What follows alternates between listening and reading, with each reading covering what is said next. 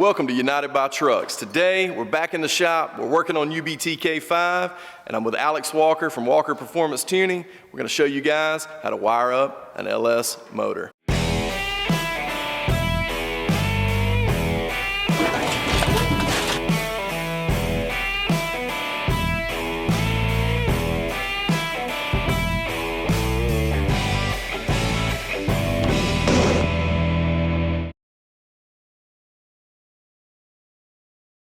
Okay guys, so we mentioned in the last video that we were going to end up having to shave the firewall because the tire was going to hit the old heater box and the AC setup on this thing. So really what we're going to do now is Mike is going to make us a temporary filler plate just to get us to LST until we can actually get this thing filled in and flush. And we're probably going to go with some sort of aftermarket AC system like a Resto Mod Air or something like that. But anyway, we got the motor, Rocky's gotten the motor, plastic over the motor. He's been cleaning up on the firewall a little bit.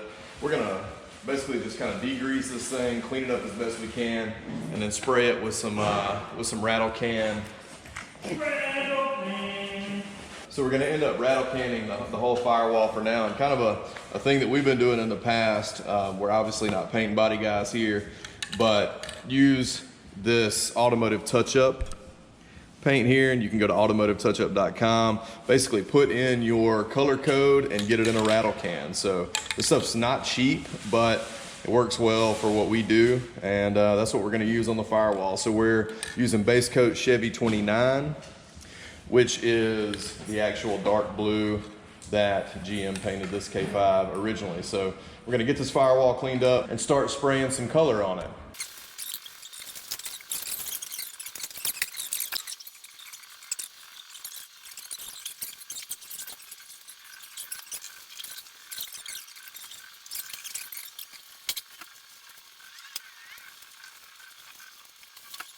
So not only are we prepping the firewall today for a little paint, but we're gonna go ahead and get the GSI battery box hung. And if you don't know who GSI is or what GSI is, they're a big time suspension company. They do all sorts of suspension stuff for C10 trucks, Ford trucks, all that. But they make this nifty little battery box that you can just mount to the side of your frame. So it's a super quality piece. It provides you the hardware to lock the top down if you slide your battery in. And this is made for an Optima battery. I can't remember the series right offhand, but I'll tell you that here in just a minute. But basically what we do, and we ran the same setup on Teddy, we'll drill 4 holes back here, mount it to the side of the frame. But right now, we're gonna get some paint on this thing, some primer and some paint. So y'all hang tight and we'll get this going. Okay guys, so we've been under here taking a look at this, and we basically got this mapped out where we wanna mount this battery box. And it's gonna be upside down just given the real estate that we have, but you can see that we've already gone, or it's not gonna be upside down, but it's gonna be laying sideways just because of the real estate that we have. But you can see we've already marked the edges, and while you can bolt this box on, we've got a Mike Howe in the garage, so we're just gonna weld it on. That way we don't have to worry about getting back on the other side of that frame rail where the gas tank is. So that's about how it's gonna be. And so we'll have it up there, about that position. We'll have the bolts in there holding it shut, but when we're ready to open it and take the battery out, we can do it just like that. So GSI's created a really cool battery box that can be placed in a bunch of different directions. So pretty pleased with that. So we're gonna get the paint wire brushed off the side of the frame so that Mike can weld to it. We're gonna get that box welded up. So here we go. That should do the trick. Sweet. So now we'll go back, put the box up here. Mike kind of knows his edges there. We'll weld this bad boy on. We'll catch back up with you in a minute.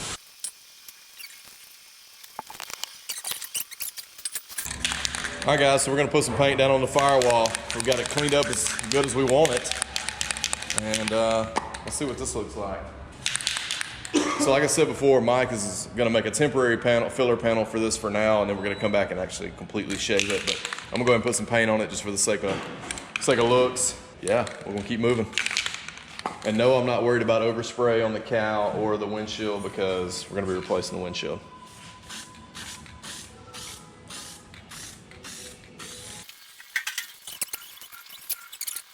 Another thing that I found that helps when using a rattle can is getting one of these little triggers for it. Seems to help spray it a little more evenly.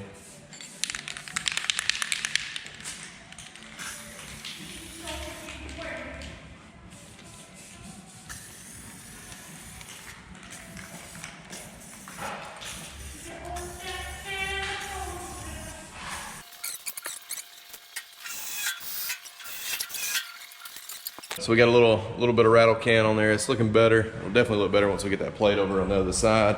Rocky went ahead and sprayed these while I was doing that, so we've got that all black. So once that finishes drying, we're gonna get it up on the frame rail. What do you two loons say? Looks great, my man. Say it to the camera. I did. Say it really good into the camera. I said it looks good, my man. Hey, what have you been doing in here today? Nothing. Hey, guess what? We should show them your new toy. Right now? Yeah, come on. Let's go show it to them. Okay.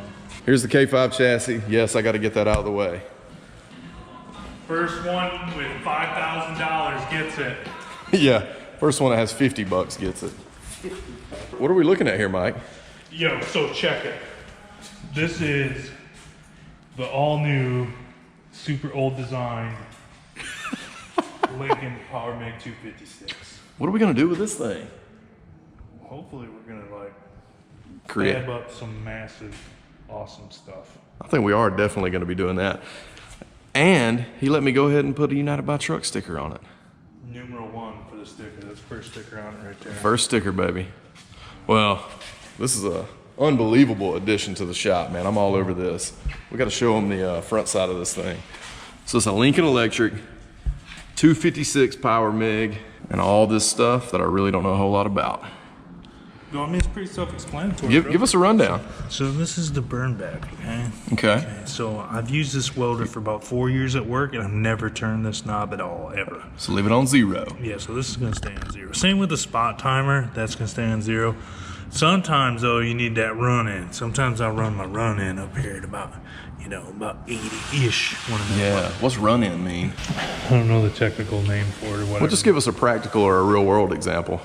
So when you start your welding, it welds a little bit slower for like the first predefined. It's preset in the machine, but some machines you could set how long it goes a little bit slow. The fire speed goes a little bit slower. Yeah, man. But this one doesn't. It just so this would be a percentage: 75% slower, 100% slower, 120% faster, 150% faster. Off, off is where it doesn't do it at all. Sweet. And then tell me about 2-step or 4-step trigger. Okay, so a 2-step trigger is you push and hold it is 1 step, letting off is 2 steps. Mm-hmm. So in order to weld, you gotta hold the trigger down. Mm-hmm. If you turn it to 4-step, you push and let off and it still welds, and you gotta push and let off again in order. Oh, that actually makes a lot of sense. So if you're doing like a super long weld, and you got like your hands all contorted in some goofy position, and you got like carpal tunnel and it sucks and your hands all cramped up. Oh yeah. So you click it to 4-step and you're just like boop, and then you could like move your hand wherever you want. Like you could put it down here if you want to and just weld away. Sweet. That sounds like something that would get me in trouble as an amateur, or as not even as a person who's never even welded at all. You end up with like them whiskers hanging off everything. Yeah, that'd be ridiculous. Well, this is a killer addition to the shop, so I'm pretty jacked about this. So we got a new welder, and he's about to use it. Maybe. Are you using this to weld the box on? Well, see, the first project we're going to do is actually build my welding bench that's laying over here in the floor. Oh, so we're going to build a welding bench. So this isn't even the chassis table. No. Like this is not even part of what you're going to make for the chassis table. No, it's just a bench. So just a bench. All right, man. This is awesome. Let's get back to welding on the K5. Yeah, we need to spray paint some more in here. Yeah, because this really, we got them VOCs up in here right now. Look at that smile on Rocky's face. So on the topic of welders really quickly, this is Mike's old welder. So it's a Lincoln Electric Power MIG 210 MP. And this is what he did all the suspension work on UBTK5 with. So everything you see that was done, 4-link, Watt-link, all the shock tabs, bag mounting brackets, he did with this. So I think that's pretty cool and kind of an inspiring thing that, yeah, he's upgraded to this really, you know, a larger MIG welder that can probably do a lot more things more efficiently, but this thing got it done and got it done quick on UBTK5's chassis. So that's pretty cool. So he's actually not even going to use his new welder to weld on the battery box. He's going to use this old trusty thing. For now. For now.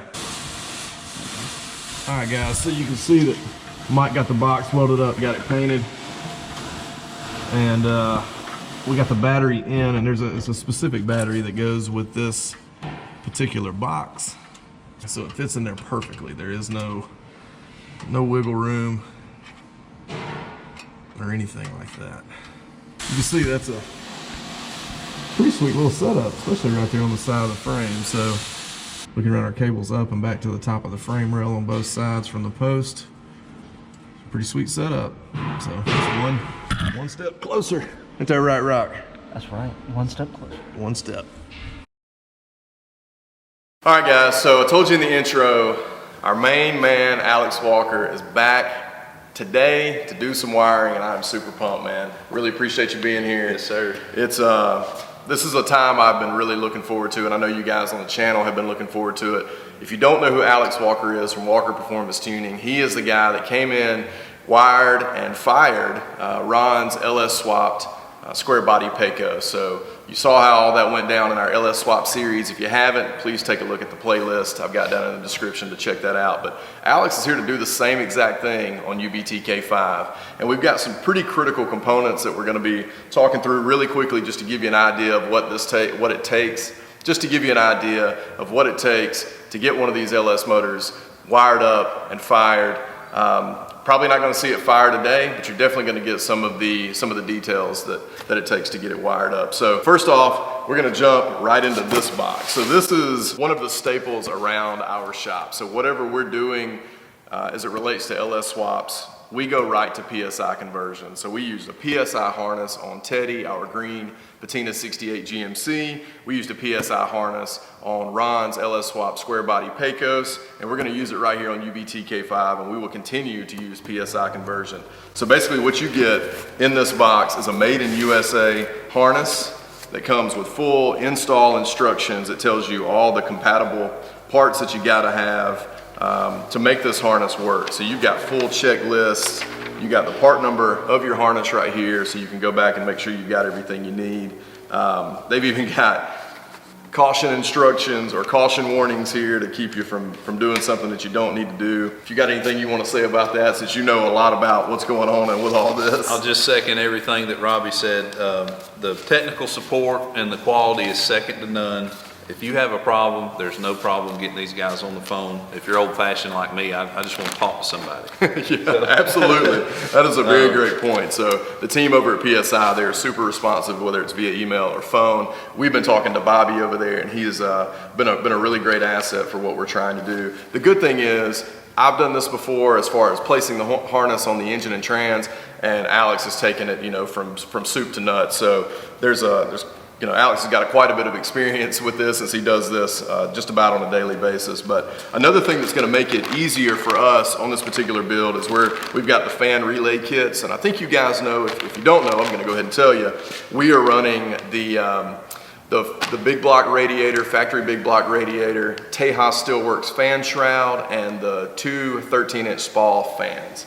So that's the setup we're running, and we're using PSI's fan relay kits to make that easier and to make sure that those run efficiently. And then here's the harness. So it comes, I'm just gonna show it to you just like I got it out of the box. They've got it packaged up here nicely, but your entire harness to run your engine and trans in your classic truck is right here in this bag. So this particular part number for ours is HAR-1073, and it's because we've got a Gen 4 5.3 out of a 2011 Silverado and a 6L80 transmission. So like I said, this is made in America. They take great pride in putting these harnesses together, and I've never had one fail on me.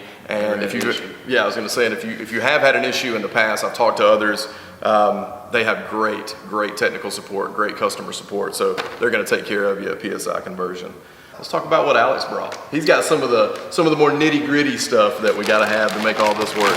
A lot of small items to get the job done. Yeah, so not only do we use PSI conversion for the wiring harness, but when it comes to relays and junction box and wiring and things like that, that Alex needs to make his job easier and to make this install clean and safe, we went to summitracing.com. So I'm gonna let Alex walk you through what he uses and what it takes to get this install going. Okay, I'm just gonna go down the list on the receipt as we ordered stuff here.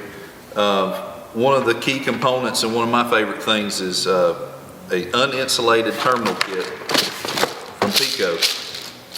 Part number is 0002U, and it comes with an assortment of several fittings that you'll need to establish contact between constant 12-volt wires and keyed 12-volt wires, and it just makes for a really clean install. Wrap it up with heat shrink or run it up to it, heat it up, you're good to go. It's a safe connection there. Second, fuse blocks with individual covers.